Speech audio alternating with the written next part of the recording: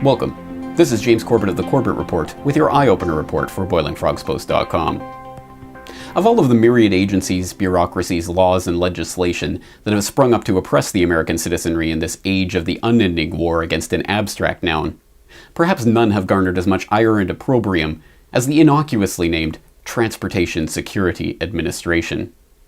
Created in the wake of 9/11 under the pretext of fixing the system that had somehow allowed 19 men with box cutters to supposedly commit the most egregious violation of American airspace in history, aided in no small part by the simultaneous failure of the entire American intelligence establishment and the most sophisticated air defense in the world.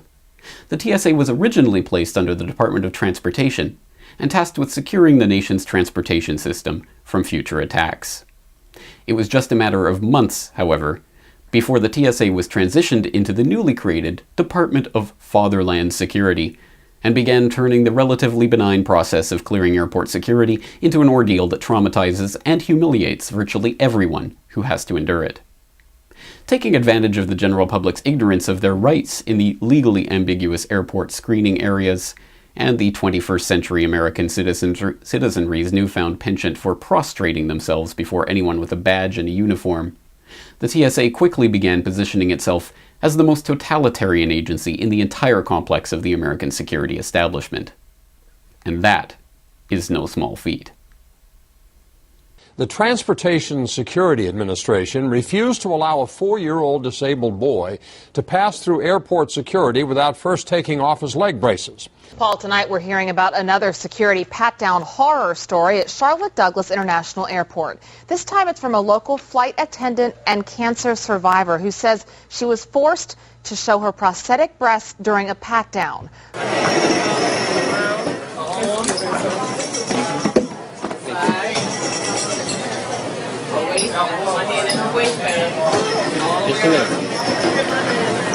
And then just sensitive area, I'm touching the back of my hand. We're going all the way up. It's coming back. And last month at the airport in Chattanooga, Tennessee, my 3-year-old daughter Mandy went from this happy little girl to this during an ordeal through security. My cell phone has about 17 seconds of this. Here, a TSA employee we've decided not to show is patting down Mandy while my wife holds her. It's a story so bizarre that it's actually a little hard to believe. A TSA agent under arrest charged with lewd and lascivious molestation of a minor. Police say he tried to keep a girl as a sex slave. He survived bladder cancer, but could barely survive the humiliation he went through during a pat-down at the airport. Thomas Sawyer got pulled aside for a pat-down, and despite warning them about his medical condition, the TSA forcefully searched him, breaking his urostomy bag. A local TSA agent heading to trial. He was indicted on theft charges after investigators say he stole some big-ticket items from checked luggage. Colleen, let me set the scene for you for the latest incident. It was this past Sunday night here at LAX about 7:30, probably crowded because a lot of people were coming home from the New Year's holiday, when suddenly a man starts acting strangely. He starts saying, "I'm God, I'm in charge." LAX police and arrest that man, and he turns out to be a TSA agent. Supposedly set up to fix the holes in airport security, the TSA has in fact failed miserably in their task. Not only that, but the agency has in fact consistently lied about its aims, intentions, and operations. Reports of TSA failures to find knives, massive shipments of narcotics, loaded guns, and even the very types of box cutters used on 9/11 have been so numerous over the years that it would be impossible to enumerate them all. Sadly, even the government's own testing of the TSA's procedures has confirmed time and again that the agency fails in providing even the most basic level of security for airline passengers. In 2006, government investigators found that they were able to slip 75% of their fake bombs through checkpoints at LAX, one of the busiest airports in America, and 60% through Chicago's O'Hare, one of the busiest airports in the world. The TSA attempted to defend itself by pointing out that the tests in question had been conducted in 2004 and 2005, citing changes in regulations that they assured the public meant that they were better prepared for the future. But that didn't stop TSA testers in 2008 from successfully smuggling a mock bomb past yet more TSA agents. And a 2008 report from the Government Accountability Office blasted the agency for failing to follow up on why its agents had failed to spot the guns, knives, and bombs identified in previous tests. In February 2011, it was revealed that the invasive naked body scanners that had been installed to ostensibly ensure that guns and other weapons could not be snuck through security had failed repeatedly to detect handguns during testing. In April 2011, the GAO blasted the TSA yet again, this time pointing out 23 occasions since 9/11 when the agency had failed to detect terror suspects who boarded planes in the US. In November of that year, congressional investigators issued their own blistering report on the agency, calling it an enormous, inflexible, and distracted bureaucracy, and pointing out that Americans are no safer today than they were before 9/11, despite the $60 billion that had been wasted on the TSA. Even John Mica, the congressman who authored the legislation establishing the agency itself, came out in September of last year to call the agency a complete fiasco and demand that it be dismantled. And then there are the lies. They lied in November of 2010 when they responded to public fury over pat-downs of children at airports by saying that they would stop subjecting children under 12 to such treatment, only to be found consistently breaking their word, patting down young children, and even one 8-month-old infant. They lied in December 2010 when TSA spokesman Nico Melendez told AOL News that the naked body scanners were not equipped to record images of travelers' naked bodies. A FOIA document obtained by the Electronic Privacy Information Center showed that the TSA specifically required that the machines have the ability to record, retain, and export images. In 2011, the TSA lied about the U.S. Constitution itself, stating in an official blog post that the Texas House of Representatives couldn't ban the TSA pat-down procedure because the Constitution's Supremacy Clause prevents states from regulating the federal government. Constitutional scholars were quick to call the TSA out on its blatant misrepresentation. Given this track record of abysmal and utter failure, it is flabbergasting that the public has not demanded the immediate dismantling of this governmental monstrosity. In fact, the public did plan one overwhelming, undeniable protest that would surely have caused changes to the system, but the TSA artfully dodged the public's ire with a simple sleight of hand. Outraged by the invasive new full-body pat-downs the TSA was delivering to those who decided to opt out of the agency's naked body scanner screening, Americans appointed November 24, 2011 as National Opt-Out Day.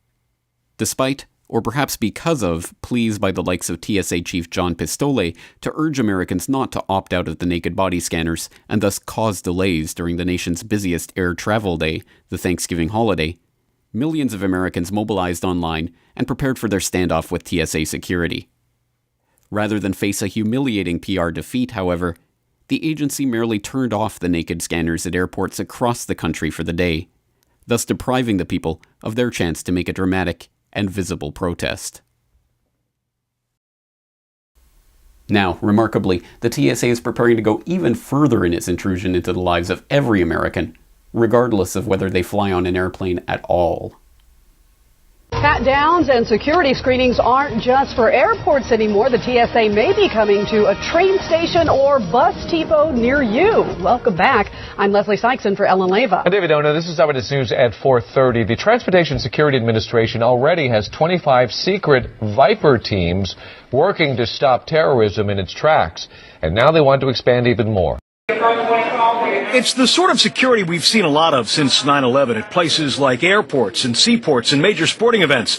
Now, here at the bus station. To sort of invent the wheel in advance in case we have to, if there ever is specific intelligence requiring us to be here, this way us and our partners are ready to move in at a moment's notice. You're probably used to seeing these signature blue uniforms at the airport. See something, do something. But now TSA agents are on the interstates fighting terrorism with visible intermodal prevention and response, or Viper operations. Where is a terrorist most apt to be found? Not these days on an airplane, more likely on the interstate. In the wake of two sisters from another Santa Fe District high school saying they were groped at a recent dance A federal judge ruled yesterday that TSA certified personnel must now supervise district pat-downs like those at dances or graduations.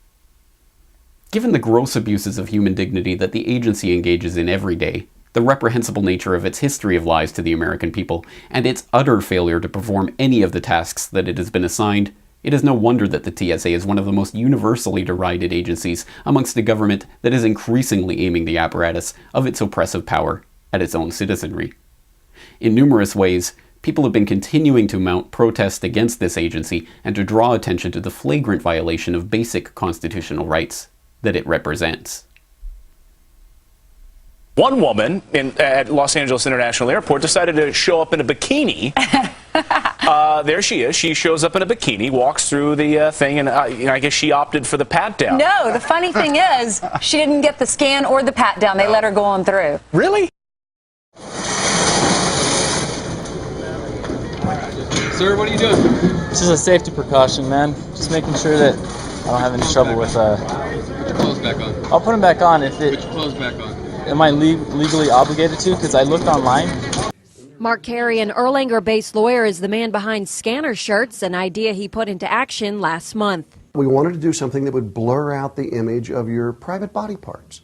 So we found an ink and tested it that shows that when you go through one of these full-body scanners, it will provide a blur like you might be familiar with on television or in movies. Carey says these T-shirts, briefs, and underwear with an added message are meant to be worn as undergarments. We hear a lot of complaints about security screenings, gropings, and those airline passengers and security lines. Well, tonight a Colorado woman accused of putting her hands on a TSA agent at Sky Harbor Airport. So it's kind of a reversal there. Court records show Yukuri Mimame grabbed the left breast of a female agent yesterday at Terminal 4. Police say she squeezed the breast and twisted it with both hands. Senator Rand Paul of Kentucky set off an alarm at an airport body scanner today and then had to leave the security checkpoint when he refused a pat-down. Both sides seem to agree on that much, but there's a bit of a history between the senator and the TSA, and his father, the Republican presidential candidate, Congressman Ron Paul, is furious about all of this. I know the American people are starting to wake up, but our government, those in charge, Congress as well as the executive branch, are doing nothing. Yes, they're talking about maybe backing off and allowing the pilots go through. But can you think how silly the whole thing is?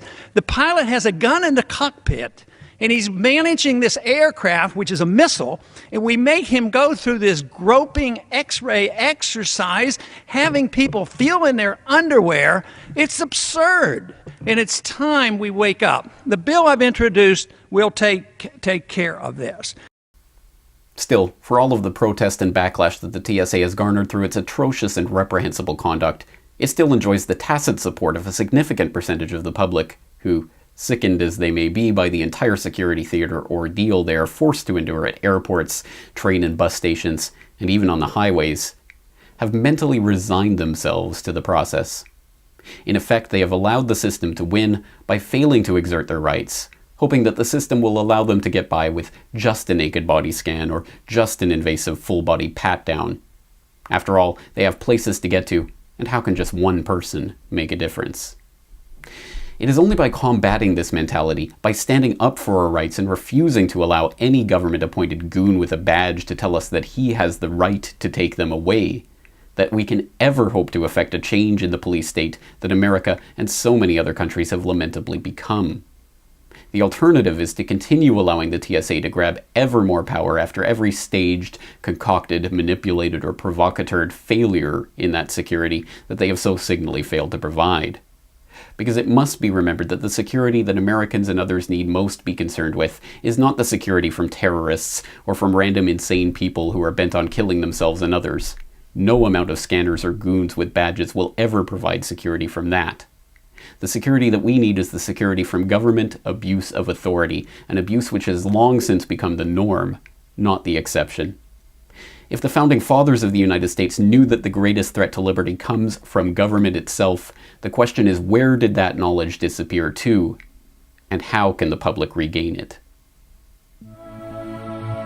This video is brought to you by the subscribers of BoilingFrogsPost.com. For more information on this and other topics, please go to BoilingFrogsPost.com. For more information and commentary from James Corbett, please go to corbettreport.com.